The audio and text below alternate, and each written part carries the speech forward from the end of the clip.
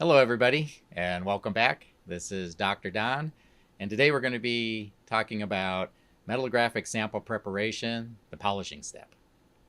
First of all, the primary reason we want to polish a sample is to remove the damage that we created during cutting. But we also want to make sure that we don't introduce any new artifacts to the surface of the sample that will affect the microstructure as we view it under a microscope. So the first thing that I want to mention is the polishing machine. So this is our polishing machine. It's our Nano polishing base. This can be used manually or it can be used with a semi-automated polishing head, which is our FEMTO. We also have an abrasive dispenser that will allow us to dispense up to 4 different liquids to make the system even a little bit more automated.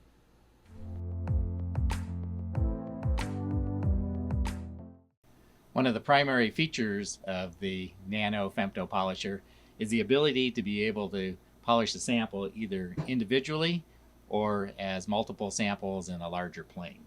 The advantage of being able to do it individually is you can actually start at a finer grit and you can also repolish without having to replane the sample. The way this works is that we have these pistons here, so the sample basically will float in here and the pressure is applied to the sample this way. For central pressure, we have to mount at least 3 samples to obtain a larger plane. And once we do this, we're going to have to typically use 1 or 2 more grinding steps than we'd use for individual to get everything plane. But the advantage of this is that the sample will be much flatter. And for some samples like coatings and things like that, it actually becomes more critical. Also with this, we can actually remove the sample holder just by lifting up the chuck. So it makes it a lot easier to clean in between polishing steps as well.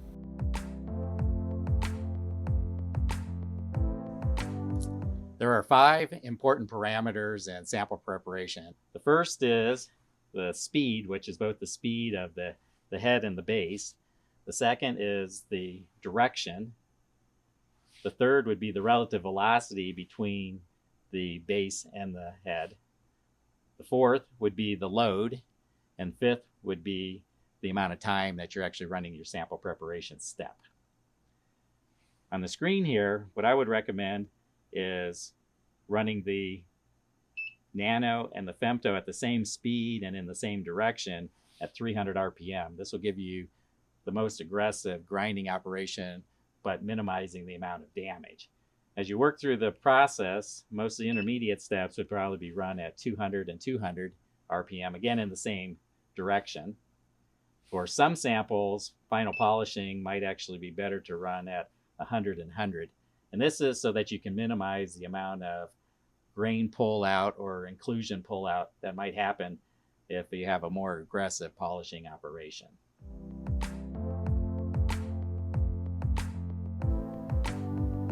Let's show an example of individual polishing and grinding. Typically, when you use individual grinding, you could start with a little finer grit abrasive paper. In this case, we'll start with 360 grit or the European P500 grit. So let's go ahead and apply this first. So this is a pressure-sensitive adhesive backing paper. So we'll just apply this. Let's go ahead and put a little bit of water on there. And then set it back to auto. Now what we'll do is we'll lower the head.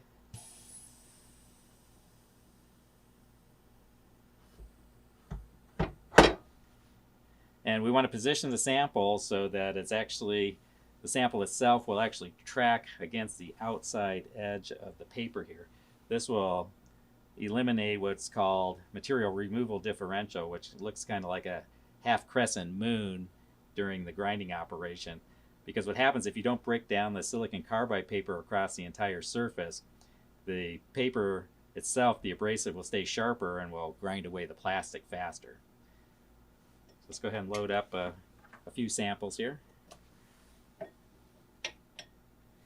And for this step, we're going to run it, since it's a grinding step, we'll run it at 300 RPM for the Nano and 300 RPM for the base.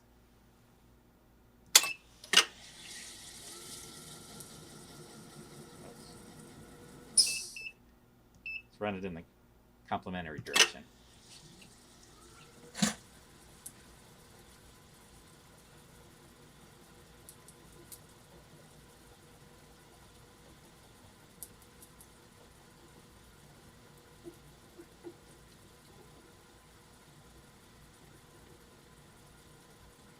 Then we can change the force here.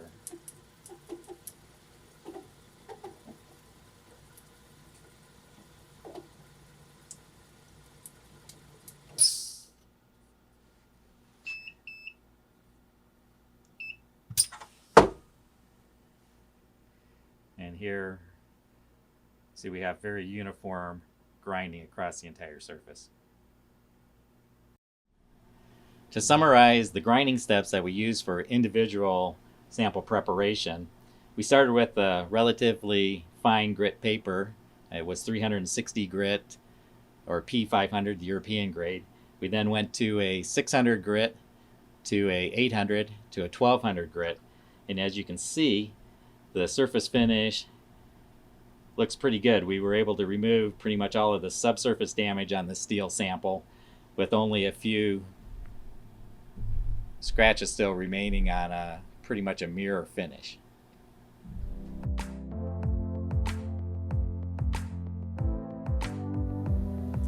The next step in sample preparation are the polishing steps. We would highly recommend using a magnetic backed disc on top of one of the working wheels. It has an adhesive backing on here. And the reason is that the grinding papers typically are good for 1 or 2 cycles. The polishing pads, however, can be used for polishing hundreds of samples. So the easier change, so that you don't have to dedicate a separate disc to it or to try to remove these polishing pads, is to use the magnetic system. And you can see the magnetic system it's very strong and shear, but not very strong in tension. And we have 2 types of systems. We have a magnetic rubber material, as well as more of a stainless steel, 431 stainless steel magnetic plate.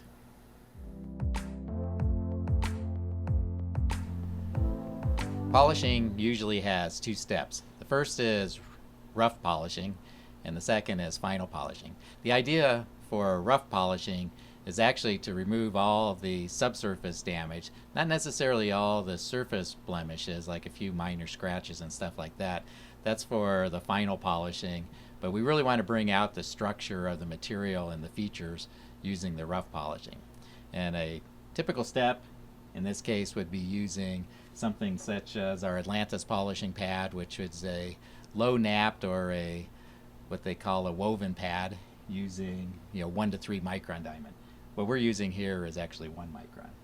So for the final polishing, or for the rough polishing I mean, what we do is we'll bring the speed down a little bit from the grinding, so we'll go to 200 and 200, but still going in the complementary direction. In this case, we actually have the dispenser set up, so let's go ahead and start this. So here you can see the dispenser is applying the solution from bottle number 1, which is 1 micron diamond in this particular case. And the Zeta in itself actually has 4 stations, and we can actually multiply, or we can use multiple units at one time if we like. Sometimes you might want to mix in something like colloidal silica in with the diamond, particularly for ceramic materials and stuff like that.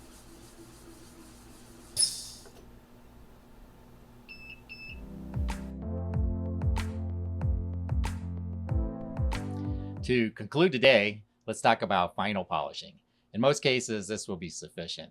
And if you do need to go further for an ultimate polish, vibratory polishing would be the next step.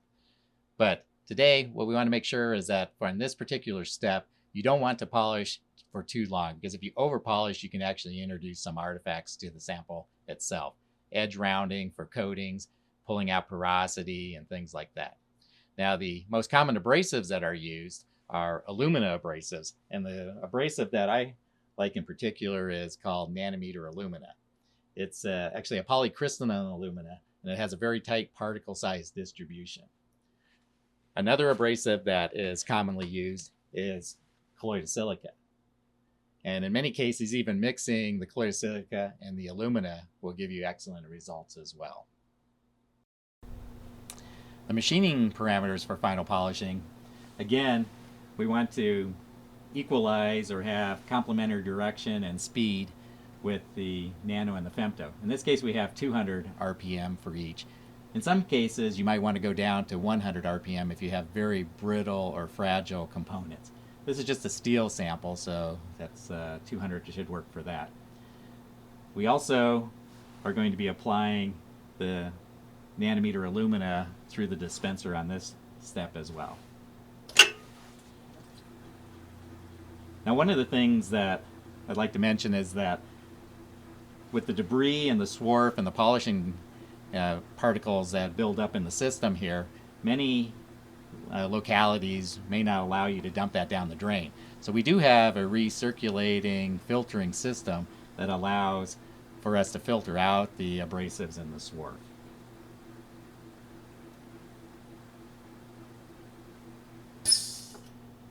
So now that that step is finished, what I would actually recommend is that we rinse off the sample using the polishing pad to help scrub off any material that's built up on the samples.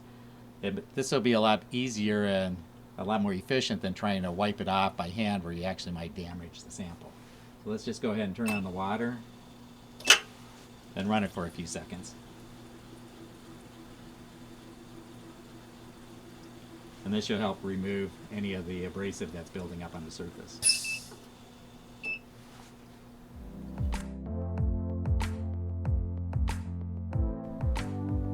So at this point, we've finished our final polishing. But one of the things I like to do, a little trick is when you clean the sample, is to, once you take it off the polishers, to go ahead and hit it with a little isopropyl alcohol, and then use 100% cotton, not a synthetic cotton, but 100% cotton, and just wipe it off. And that gives you a final finish, nice clean surface that's now ready for etching or the analysis that you're going to do. So let's go ahead and summarize. The operation that we did today is a pretty typical procedure and can be found on our webpage at metallographic.com. In many cases, well, not in many cases, but in a few cases where that ultimate surface finish needs to be obtained, we do have a vibratory polishing system, which we will demonstrate in another video. So thank you, and good luck polishing.